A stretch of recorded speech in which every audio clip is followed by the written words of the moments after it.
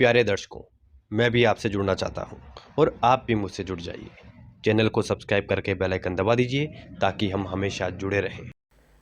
नमस्कार, जय श्री राधे। मैं अंकुर जोशी आप सभी का अंकुर एस्ट्रोलॉजी चैनल में बहुत बहुत स्वागत करता हूं।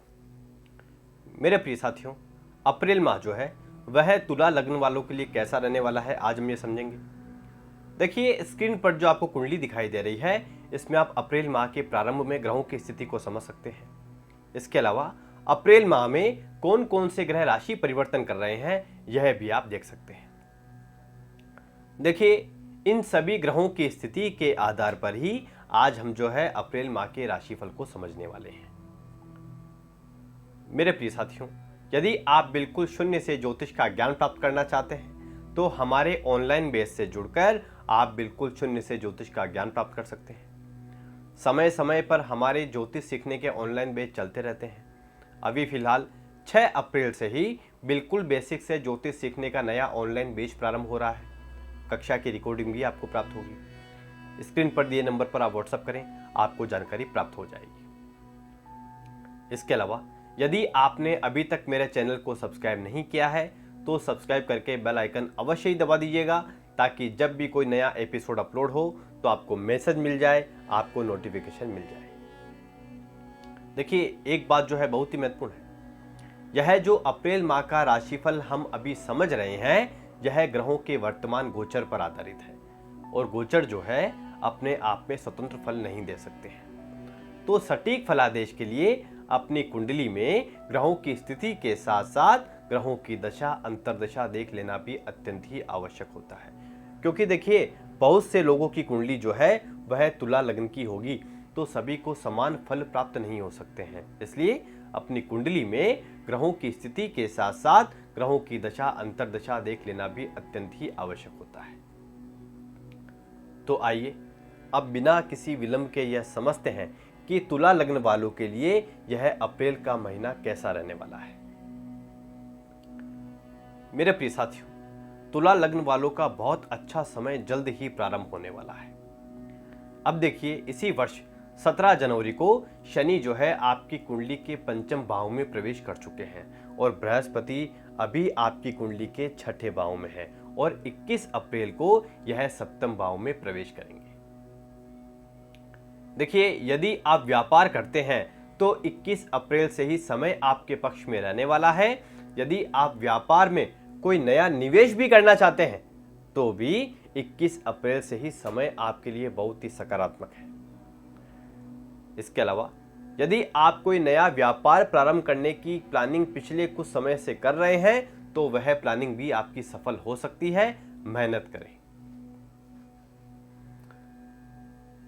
मेरे प्रिय साथियों, आपको व्यापार में सफलता प्राप्त होने का प्रतिशत अधिक रहने वाला है, लेकिन फिर भी अंतिम निर्णय तक कुंडली विश्लेषण के बाद ही पहुंचा जा सकता है। मेरे प्रिय साथियों, यदि आप अविवाहित हैं और पिछले कुछ समय से यदि कहीं संबंध करने का प्रयास कर रहे हैं और यदि कहीं बात नहीं बन पा रही है तो अब आपका इंतजार समाप्त होने वाला है और 21 अप्रैल से ही समय आपके पक्ष में रहेगा और अब और आपको इंतजार नहीं करना है।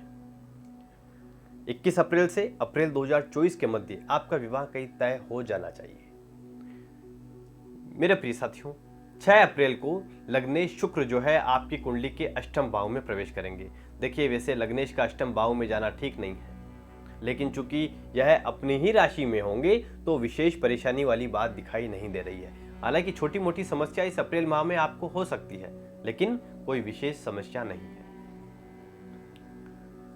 मेरे प्रिय साथियों, 5 अप्रैल के बाद आपके ससुराल में कोई फंक्शन हो सकता है या ससुराल में किसी आयोजन में आप शामिल हो सकते हैं। यानी 5 अप्रैल के बाद ससुराल में आप आनंद का अनुभव करेंगे और आपको अपने ससुराल से सहयोग भी प्राप्त हो सकता है।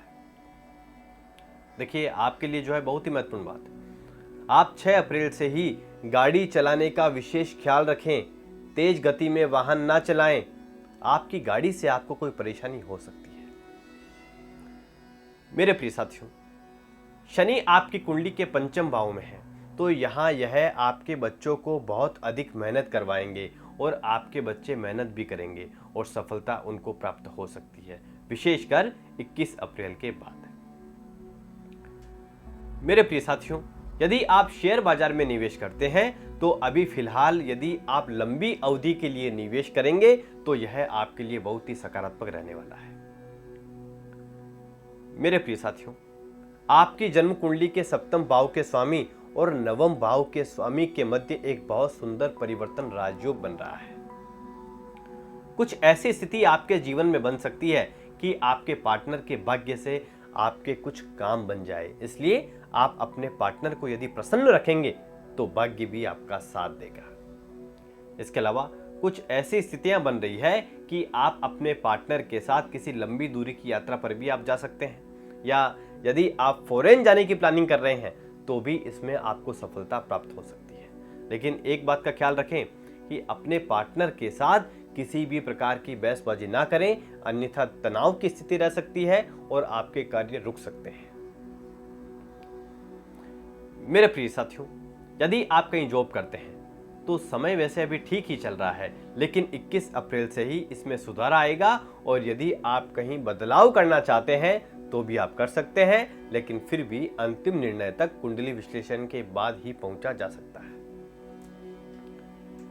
मेरे प्रिय साथियों, 14 और 15 अप्रैल को अपनी सेहत का ख्याल रखें, आपको तनाव भी रह सकता है। इसके अलावा 16 और 17 अप्रैल को शनि चंद्रमा की युति आपकी कुंडली के पंचम भाव में बन रही है और चंद्रमा अपनी ही राशि से षडाष्टक दोष में भी रहेंगे, तो यहाँ पर चिंता आपको रह सकती है, लेकिन कहीं से पैसा आने के योग भी इन दिनों में दिखाई दे रहे हैं। देखिए, यदि इन दिनों में आपको कोई चिंता रहती है तो आप भोलेनाथ के मंदिर अवश्य ही जाएं और जलाभिषेक करें, कुछ देर आप ध्यान करें, इससे आप अपने आप को बहुत अच्छा महसूस करेंगे।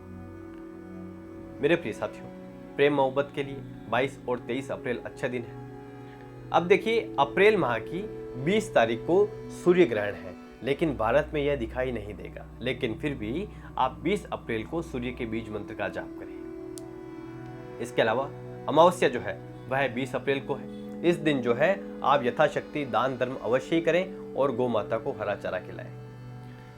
अब देखिए, प्रदोष व्रत 3 और 17 अप्रैल को है। यदि आपकी कुंडली में चंद्रमा की स्थिति ठीक नहीं है और यदि आप किसी न किसी रूप से मानसिक तनाव में रहते हैं तो इन 2 दिनों में आप भोलेनाथ के अभिषेक करें, मंदिर जाएं, ऐसा करके आप बहुत सुकून महसूस करेंगे।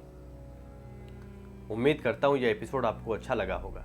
यदि अच्छा लगा हो तो वीडियो को लाइक अवश्य ही कर दीजिएगा और यदि अभी तक आपने मेरे चैनल को सब्सक्राइब नहीं किया है तो सब्सक्राइब करके बेल आइकन अवश्य ही दबा दीजिएगा। मिलते हैं अगले एपिसोड में। जय श्री राधे, जय श्री राधे।